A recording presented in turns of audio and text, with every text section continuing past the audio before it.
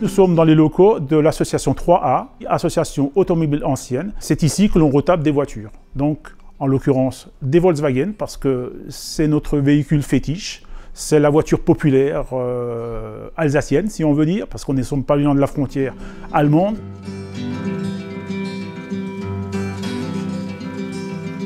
L'histoire de cette voiture commence par le travail de Jonathan, mon fils, qui était donc job d'été, et il a été voir des clients. Ils ont discuté de la voiture et la personne dit bah, « écoute, tu es jeune, moi elle est dans mon garage, si tu veux, on va négocier, et puis tu peux peut-être l'emmener. » Jonathan a dit « ok », ils se sont mis d'accord sur le prix.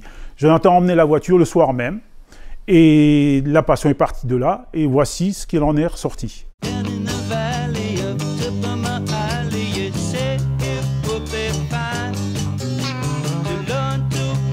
C'est une coccinelle années 66, dans l'état d'origine. Cette voiture est arrivée en piteux état. Il a fallu d'abord la brosser, parce qu'elle était pleine de mousse verte, parce qu'elle a passé pas mal de temps sans que personne s'en occupe. Tous les longerons étaient pourris, et donc il a fallu la désosser pour en trouver un squelette.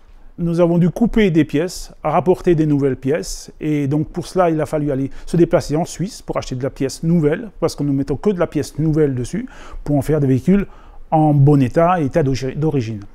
Donc ce véhicule est avec une couleur d'époque, qui était donc dans le catalogue. L'intérieur est d'époque, juste lavé, nettoyé. Le confort est celui de l'époque, il ne sera pas amélioré. Même l'autoradio est d'époque. Par contre, ce qui nous manque, c'est le petit soliflore. Il y avait toujours un petit soliflore à l'époque, ce qu'on n'a pas trouvé aujourd'hui encore. C'est un petit vase accroché dans le véhicule avec une seule fleur pour dire que le véhicule avait un agrément floral dedans. Donc ça faisait partie du kitsch de l'époque.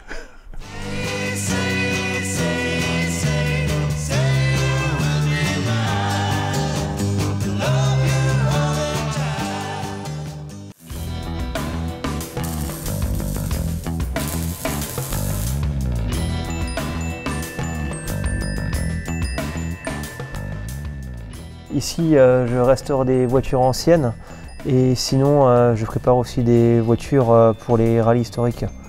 Là, je suis assis à l'intérieur d'un buggy à pale Todd. C'est une réplique d'un ancien véhicule qui a couru. On a récupéré la carrosserie. C'est un véhicule qui avait été accidenté. Le châssis, il n'existait plus. Il avait été broyé lors d'un accident. Et donc, on a recréé un châssis, remoulé la coque et réassemblé la voiture par rapport à des photos d'époque et quelques buggy comme ça qu'on a vu. C'est Volkswagen qui avait fait ça dans les années 75-80 pour faire le championnat de France d'endurance sur terre. J'ai commencé à restaurer au départ une coccinelle où j'ai pas fait grand chose, j'ai changé l'échappement et petit à petit l'envie m'est venue d'en refaire. J'ai commencé comme tout le monde à démonter et petit à petit de plus en plus. Et après on commençait par en refaire une complète et après d'une j'en ai refait une deuxième et après en fait j'ai mis le doigt dans l'engrenage et puis après, j'ai eu l'envie de faire ma voiture complètement, tout seul. Et c'est pour ça que j'ai fait un buggy pour la terre. Au début, j'ai roulé en Jimny.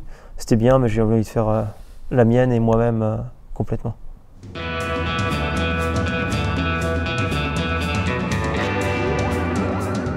Là, en ce moment, je suis en train de restaurer une coccinelle de 1970, cabriolet.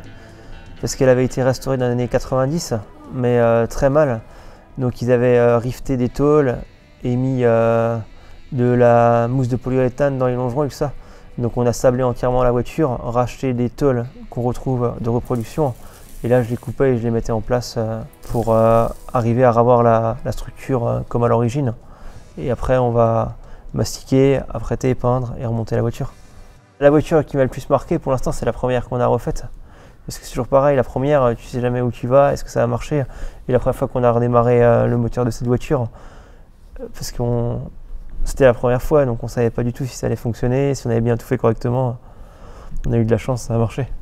Et après, bon, c'est vrai que le résultat final, entre avant et maintenant, bah ouais, ça fait plaisir quand même, c'est un peu valorisant de voir qu'on arrive à refaire une voiture neuve au fond de nos garages, comme ça, en partant de pas grand-chose.